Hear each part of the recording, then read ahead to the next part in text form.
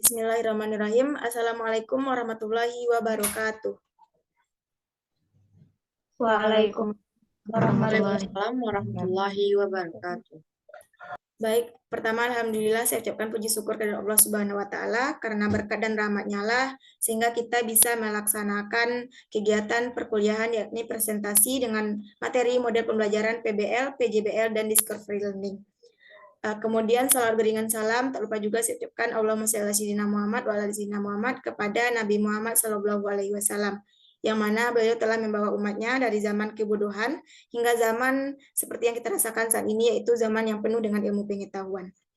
Baik, langsung saja tidak memperpanjang kata mukadimahnya, yang saya hormati kepada Ibu Maisri Lena SPD MPD dan juga yang saya hormati pada teman-teman yang telah berkesempatan hadir untuk mengikuti kegiatan presentasi perkuliahan kita pada hari ini. Baiklah, saya sebagai moderator tidak akan memperpanjangkan kata-kata mukadimahnya, langsung saja kami dari kelompok 2 akan mempresentasikan materi kami mengenai model pembelajaran PBL, PJBL, dan Discovery. Namun sebelum itu, izinkan kami dari kelompok 2 untuk memperkenalkan anggota kelompok 2 terlebih dahulu. Saya Ensuriati sebagai moderator, kemudian ada yang berikutnya yang kedua ada Azimatur Rahmi, yang ketiga ada Aktenya Yunisa Putri, kemudian selanjutnya yang keempat Irsa Fitriani, dan yang kelima ada Nurul Rizna Oktavia. Baik, langsung saja tanpa memperpanjang kata mukadimah, untuk materi pembahasan pertama mengenai model pembelajaran PBL akan dijelaskan atau dipresentasikan oleh Saudari Azimatur Rahmi. Kepada Saudari Azi dipersilakan.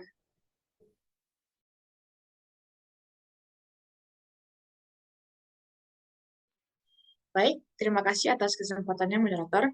Di sini saya akan mencoba untuk menjelaskan materi yang pertama, yaitu tentang model pembelajaran PBL. Nah, pengertian PBL sendiri adalah yang pertama yaitu menurut Krishna pada tahun 2013.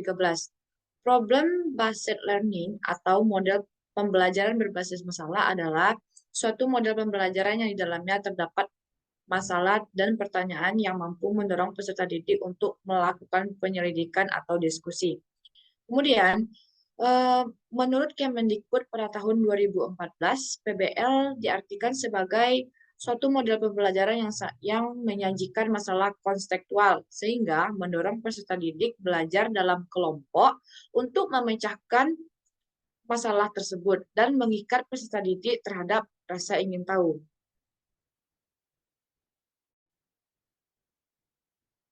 Model pembelajaran PBL. Dari pengertian-pengertian di atas bahwa dapat kita simpulkan bahwa model pembelajaran PBL adalah suatu model pembelajaran yang di dalamnya terdapat masalah dan pertanyaan. Kemudian, peserta didik dituntut untuk mencari solusi dari permasalahan tersebut. Sehingga dalam pembelajaran tersebut tidak hanya terdapat ilmu pengetahuan, namun juga melatih peserta didik dalam memecahkan masalah. Bukan hanya memecahkan masalah, di sana juga ada kegiatan bekerja sama yang dapat meningkatkan rasa ingin tahu dan meningkatkan keterampilan dalam berkomunikasi. Dari pengertian tersebut, ditemukan 3 prinsip PBL, yaitu sebagai berikut. 1. Pembelajaran merupakan suatu proses konstruktif, di mana peserta didik aktif membangun pengetahuan mereka sendiri, seperti rasa ingin tahu. Yang kedua, yaitu pembelajaran merupakan suatu proses yang dimotori oleh keinginan dari dalam diri sendiri. Yang ketiga, yaitu pembelajaran merupakan suatu proses kolaborasi antar sesama peserta didik. Kemudian yaitu terdapat tujuan PBL. Menurut Dutch dan kawan-kawan, tujuan utama PBL adalah untuk mengembangkan kemampuan berpikir kritis dan kemampuan memecahkan masalah, serta mengembangkan kemampuan peserta didik untuk membangun pengetahuan diri secara aktif. Sehingga PBL merupakan model pembelajaran yang digunakan oleh peserta didik untuk mengembangkan kemampuan berpikir dalam memecahkan berbagai masalah dan bisa meningkatkan kerjasama dalam anggota kelompok. Baiklah, hanya itu materi yang dapat saya sampaikan. Saya kembalikan kepada moderator. Baik, sebelumnya terima kasih kepada Saudari Azi yang telah menjelaskan materi pertama, yaitu mengenai PBL. Selanjutnya untuk presentasi selanjutnya akan saya coba untuk menjelaskannya sendiri.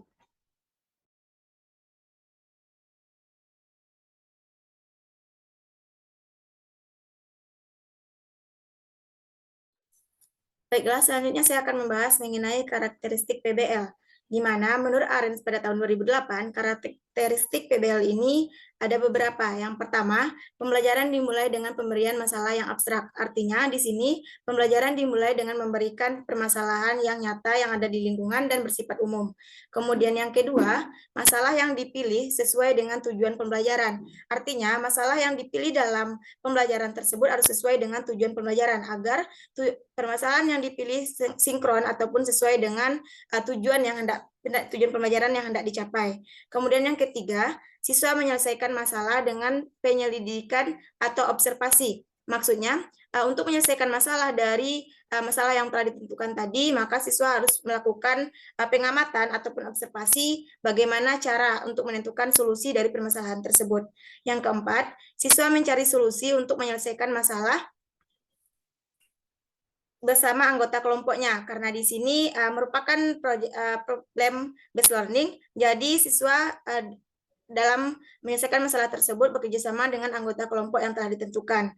Kemudian yang kelima, guru bertindak sebagai tutor dan fasilitator. Maksudnya di sini di mana guru hanya bertindak sebagai pemberi arahan ataupun pemberi petunjuk dan juga fasilitator yang akan membimbing ataupun memberikan arahan kepada peserta didik dalam mencari solusi terhadap permasalahan yang ditentukan.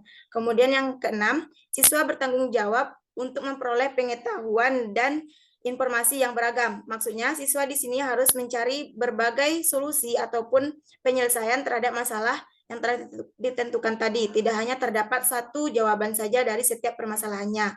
Kemudian yang ketujuh, siswa mempresentasikan hasil diskusinya dalam bentuk produk tertentu. Maksudnya siswa di sini mempresentasikan hasil karyanya dari diskusi yang telah ia laksanakan. Kemudian saya akan membahas mengenai keunggulan dan kelemahan PBL, di mana menurut Hamruni, keunggulan PBL ini yang pertama merupakan teknik yang baik untuk lebih memahami isi pelajaran, di mana kita tahu bahwa PBL ini merupakan teknik pembelajaran yang melibatkan siswa dalam menyelesaikan permasalahan, sehingga di sini siswa benar-benar paham akan penyelesaian dari permasalahan tersebut. Kemudian yang kedua, menantang peserta didik dan memberikan kepuasan dalam menemukan pengetahuan baru. Karena dengan adanya problem permasalahan tadi, maka di sini siswa harus memiliki rasa ingin tahu yang tinggi, sehingga ia akan menemukan beberapa ataupun sebagian pengetahuan baru dari penyelesaian permasalahan tersebut.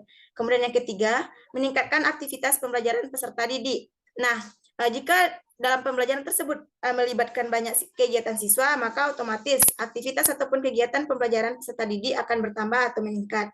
Kemudian keunggulan yang keempat, membantu peserta didik mentransfer atau mengirimkan pengetahuan untuk memahami masalah.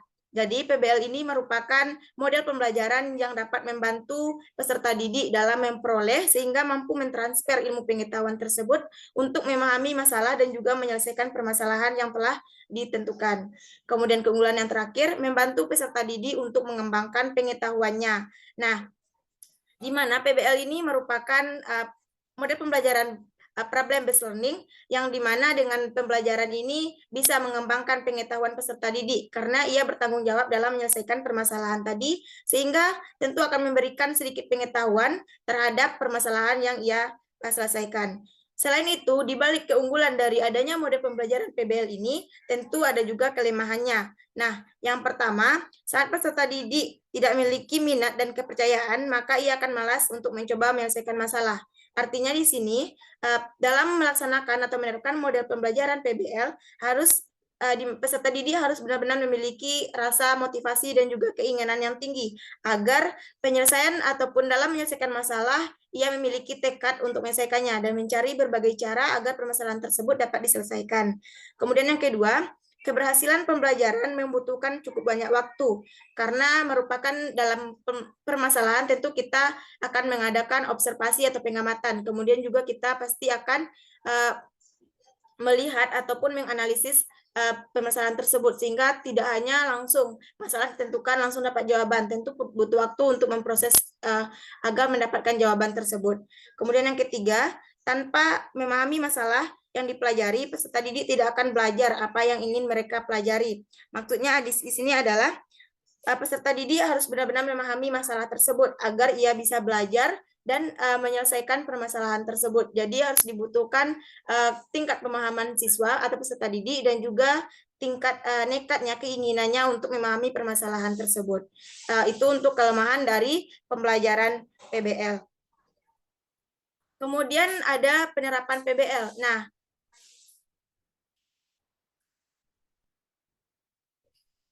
mohon maaf, kemudian ada langkah-langkah penerapan PBL.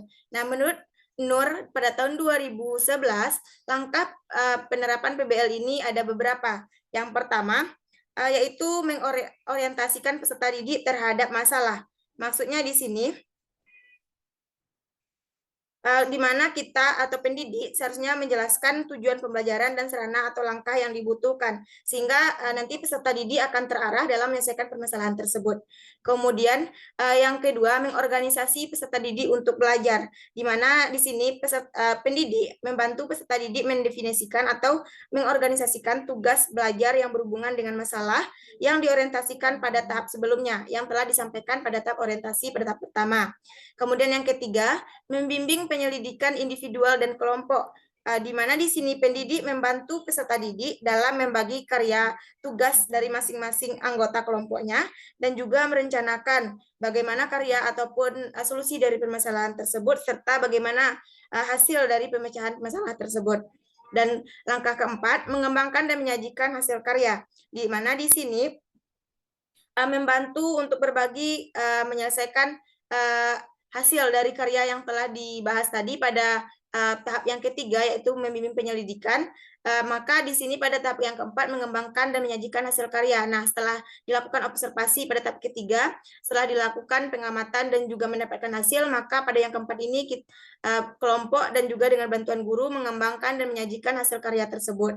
Kemudian yang kelima, menganalisis dan mengevaluasi proses pemecahan masalah. Maksudnya di sini adalah setelah disajikan hasil karya pemecahan masalah tadi, maka guru dan juga peserta didik akan menganalisis bersama dan mengevaluasi bagaimana pemecahan masalah yang diperoleh, apakah benar atau sesuai dengan masalah yang telah ditentukan. Baik, selanjutnya kita lihat bagaimana penerapan dari PBL ini sesuai dengan langkah-langkah yang telah dibahas pertama tadi. Maka di sini penerapannya terdapat 3 tahap. Yang pertama ada pendahuluan, kemudian inti, dan juga ada penutup. Di mana pada tahap pendahuluan ini terdapat langkah pertama dalam PBL, yaitu guru mengorientasikan peserta didik pada masalah yang dapat berupa permasalahan ini bisa berupa gambar, film, dan sebagainya. Maksudnya pada tahap pendahuluan ini guru mengorientasikan kepada peserta didik atau mengenalkan kepada peserta didik yang masalah tersebut, baik itu berupa medianya gambar, film, maupun sebagainya. Kemudian selanjutnya pada tahap yang kedua, yaitu pada tahap inti, maka terdapat langkah 2 hingga 5. Nah, yang pertama pada langkah 2 yaitu mengorganisasikan peserta didik melalui kegiatan tanya jawab dan guru mengulang kembali langkah-langkah atau metode ilmiah. Maksudnya di sini guru memberikan pemahaman kembali kepada peserta didik apakah peserta didik paham akan langkah-langkah tersebut dan tentu mengulangi kembali. Kemudian setelah paham dan juga tahu dengan mengkondisikan permasalahan yang ditentukan, maka selanjutnya kemudian lanjut pada tahap yang ketiga, yaitu guru membimbing peserta didik untuk melakukan penyelidikan atau eksperimen. Setelah mengetahui bagaimana langkah-langkahnya dan apa masalah yang akan diselesaikan, maka pada tahap yang ketiga ini guru membimbing dan juga membantu peserta didik untuk melakukan penyelidikan atau pengamatan ataupun eksperimen terhadap permasalahan tersebut dan bagaimana solusi yang bisa diperoleh untuk menyelesaikan permasalahan tersebut. Kemudian pada tahap yang keempat, peserta didik yang terpilih untuk presentasi menampilkan hasil karya atau diskusinya, di mana pada tahap yang langkah yang ketiga tadi menentukan melakukan pengamatan dan juga solusi dari permasalahan tersebut. Jadi untuk langkah selanjutnya yang keempat itu untuk memilih salah satu peserta didik yang untuk melakukan presentasi atau menampilkan hasil diskusinya. Sehingga pada tahap yang kelima, guru dan peserta didik menganalisis dan melakukan pemecahan masalah ataupun bisa memberikan evaluasi proses pemecahan masalah tersebut, sehingga langkah-langkah ini saling berkaitan satu dengan yang lainnya. Nah, di pada tahap yang kelima ini, guru tentu dengan peserta didik menganalisis dari hasil presentasi kelompok ataupun individu yang tampil tadi.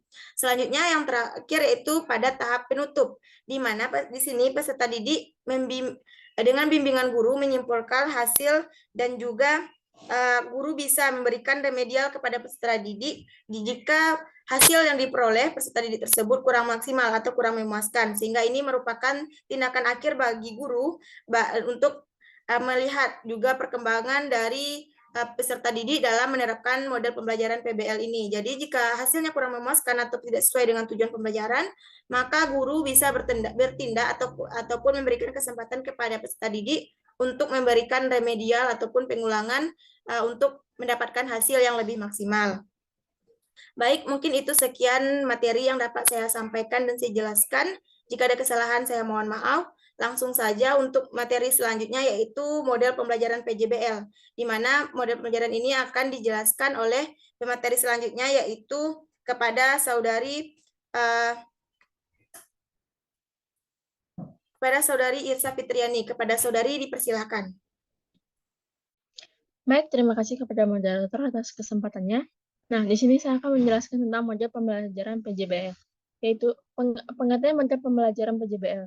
Menurut Trianto, tahun 2014, PJBL adalah sebuah teknik pembelajaran yang memberikan inovasi dalam pembelajaran yang mana guru sebagai fasilitator terhadap siswa ketika melakukan pembelajaran agar pembelajaran berjalan aktif. Sistem pengajaran yang diberikan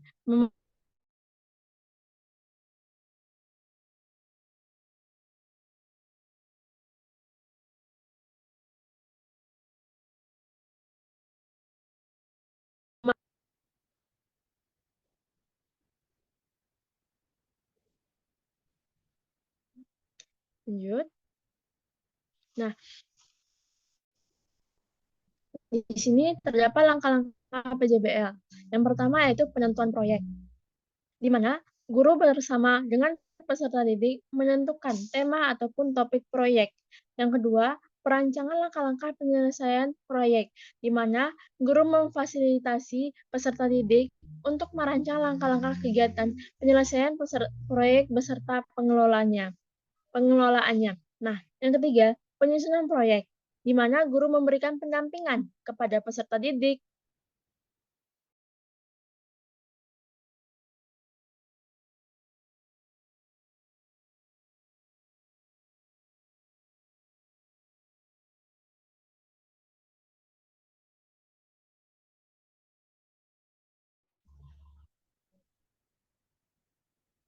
Baik, mungkin ada kesalahan teknis, saya lanjutkan.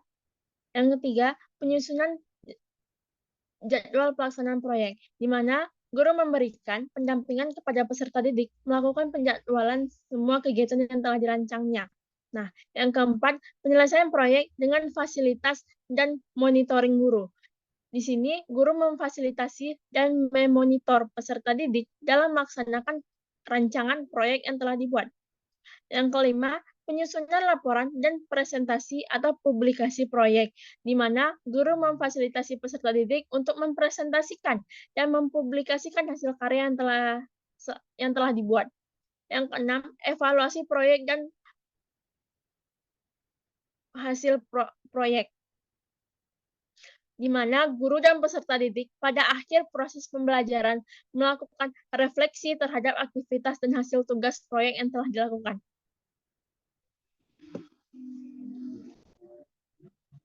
Nah, tujuan PJBL. Menurut Trianto, tahun 2014, PJBL memiliki beberapa tujuan. Yang pertama, memberikan pemikiran yang luas kepada siswa untuk menghadapi permasalahan secara langsung. Yang kedua, mengembangkan keterampilan dan keahlian dalam berpikir kritis dalam menghadapi masalah secara langsung. Nah, mungkin sekian materi yang bisa saya sampaikan. Selanjutnya saya kembalikan kepada moderator.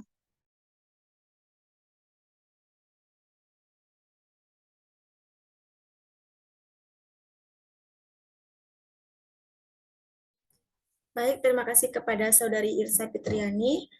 Untuk selanjutnya, atau presentasi materi selanjutnya akan disampaikan oleh Saudari Aktania Yunisa Putri. Kepada Saudari Aktania, dipersilakan. Baiklah, terima kasih kepada moderator atas waktu dan kesempatannya. Saya Aktania Yunisa Putri dengan NIM 21129337 akan melanjutkan presentasi mengenai kelebihan dari model pembelajaran PJBL. Menurut Jamarah dan Zain, pada tahun 2011, PJBL memiliki beberapa kelebihan. Yang pertama, membuat siswa berlatih dalam pemikirannya saat menghadapi permasalahan. Maksudnya di sini, dengan adanya model pembelajaran PJBL dapat melatih siswa dalam memperluas pemikirannya mengenai masalah dalam kehidupan yang harus diterima. Yang kedua, memberikan pelatihan langsung kepada siswa dengan mengasah siswa berpikir kritis serta keahlian dalam kehidupan sehari-hari. Maksudnya, dengan adanya model pembelajaran PJBL ini memberikan pelatihan langsung kepada siswa dengan cara mengasah serta membiasakan mereka melakukan berpikir kritis serta keahlian dalam kehidupan sehari-hari. Yang ketiga, penyesuaiannya menggunakan prinsip-prinsip modern yang baik untuk siswa. Di sini, dengan prinsip modern yang dilaksanakan haruslah dilakukan dengan mengasah keahlian siswa, baik itu melalui praktik, teori, serta pengaplikasiannya.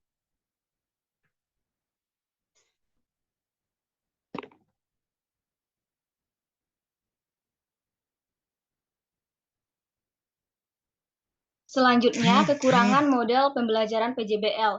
Menurut Trianto, pada tahun 2014 ada beberapa kekurangan dari PJBL ini. Yang pertama, suasana kelas yang aktif membuat kelas menjadi tidak kondusif. Nah, maksudnya di sini yaitu kelas yang aktif atau ribut akan membuat suasana kelas menjadi tidak kondusif. Yang kedua, penerapan alokasi waktu dalam pengajaran yang membuat kelas tidak kondusif, sehingga guru perlu memberikan waktu tambahan. Untuk materi yang selanjutnya yaitu model pembelajaran discovery learning. Pengertian model pembelajaran discovery. Yang pertama, menurut Durajat pada tahun 2008, model discovery learning adalah teori belajar yang didefinisikan sebagai proses pembelajaran yang terjadi bila belajar tidak disajikan dengan pelajaran yang dalam bentuk finalnya, tetapi diharapkan mengorganisasi sendiri. Yang kedua, menurut Effendi pada tahun 2012, discovery learning adalah suatu pembelajaran yang melibatkan peserta didik dalam pemecahan masalah untuk pengembangan pengetahuan dan keterampilan. Baiklah, hanya itu materi yang dapat saya sampaikan. Salah kurangnya saya mohon maaf, saya kembalikan kepada moderator.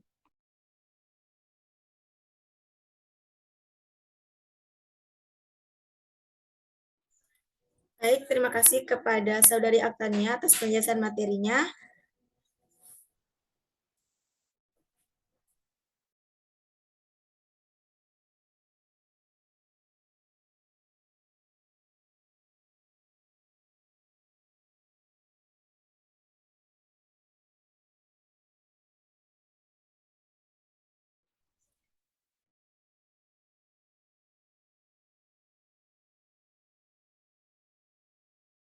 Baiklah, selanjutnya penjelasan materi terakhir akan dijelaskan oleh Saudari Nurul Rizna Oktavia. Kepada Saudari Nurul, dipersilakan.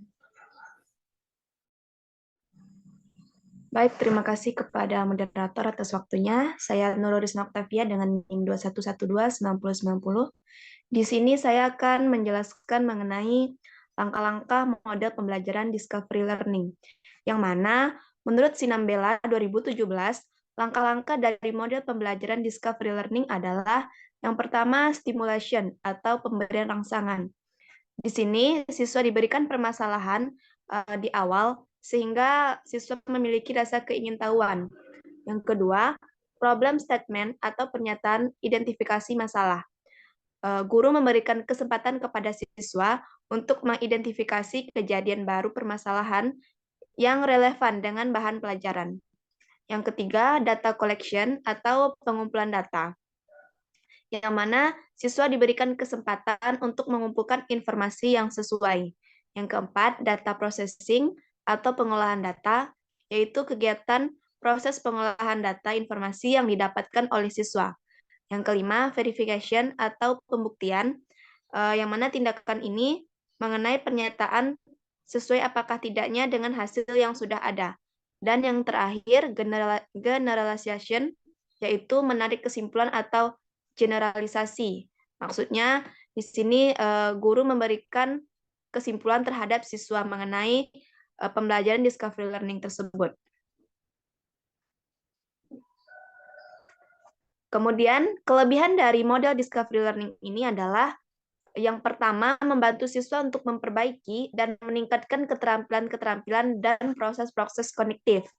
Yang kedua, model ini memungkinkan siswa berkembang dengan cepat dan sesuai dengan kecepatannya sendiri. Yang ketiga, meningkatkan tingkat penghargaan pada siswa karena unsur berdiskusi. Jadi, model discovery learning ini membuat tingkat penghargaan pada siswa itu, sehingga siswa tersebut aktif dalam berdiskusi. Yang keempat, mampu menimbulkan perasaan senang dan bahagia karena siswa berhasil melakukan penelitian. Dengan model discovery learning ini, siswa memiliki perasaan yang senang dan bahagia karena beliau berhasil melakukan suatu penelitian. Yang kelima, membantu siswa menghilangkan skeptisme atau keraguan-raguan karena mengarah pada kebenaran yang final dan tertentu atau pasti. Kekurangan dari model pembelajaran discovery learning. Tentunya setelah kelebihan, ada pula kekurangan dari model pembelajaran discovery learning ini. Yang pertama, menurut Kemendikbud pada tahun 2013, kekurangan dari model pembelajaran discovery learning ini adalah model ini menimbulkan asumsi bahwa ada kesiapan pikiran untuk belajar.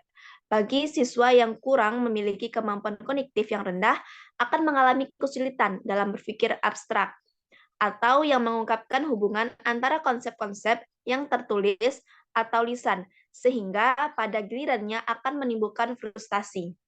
Yang kedua, model ini tidak cukup efisien untuk digunakan dalam mengajar pada jumlah siswa yang banyak, dikarenakan waktu yang dibutuhkan tidak cukup untuk kegiatan menemukan pemecahan masalah. Yang ketiga, harapan dalam model ini dapat terganggu apabila siswa dan guru telah terbiasa dengan cara lama. Dan yang terakhir, model pengajaran discovery learning ini akan lebih cocok dalam pengembangan pemahaman, namun aspek lainnya kurang mendapatkan perhatian.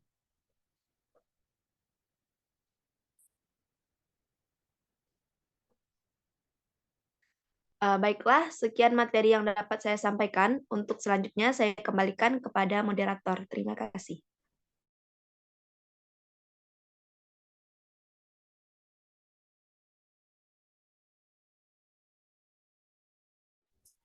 Baik, terima kasih kepada Saudari Nurul atas penjelasan materi terakhir. Baik, itulah presentasi dari kelompok kami dari kelompok 2 mengenai model pembelajaran PBL, PJBL, dan Discovery Learning. Baik, saya sebagai moderator pada presentasi kali ini, mohon maaf bila ada kesalahan dan kekurangan terhadap presentasi kelompok kami. Saya sebagai moderator pamit undur diri. Sekian, terima kasih. Wassalamualaikum warahmatullahi wabarakatuh. Waalaikumsalam warahmatullahi wabarakatuh.